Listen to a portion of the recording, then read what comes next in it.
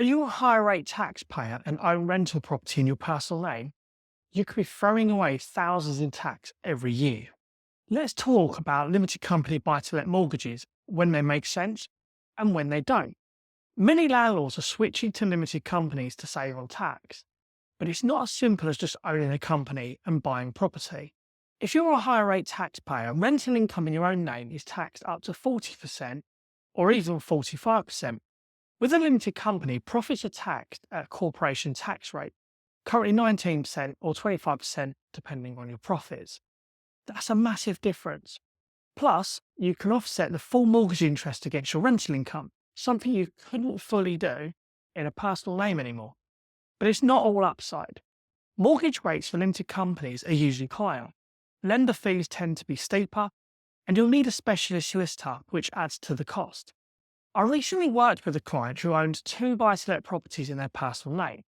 They were a higher rate taxpayer and paying a lot in tax each year. They decided to sell the properties to a newly formed limited company. Now here's where it gets a little bit complex. They had to pay capital gains tax on the sale from themselves to the company, and the company had to pay stamp duty on the purchase. Plus they paid solicitor fees, product fees for the new mortgages, and the valuation fees. All in, it wasn't cheap. But after speaking to a tax advisor, it still made sense. Why? Because they were saving over £5,000 a year in income tax by paying corporation tax instead. Long term, the numbers worked in their favour. If you're considering this, speak to a tax advisor first.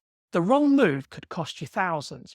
A mortgage broker can help with the lending, but a tax specialist is vital. Lenders usually require a special purpose vehicle limited company, SIC codes relating to property letting, and personal guarantees from the directors. So yes, even though the company owns the property, you're still on the hook. Limited company buy-to-lets can be a smart move, but only if the numbers stack up.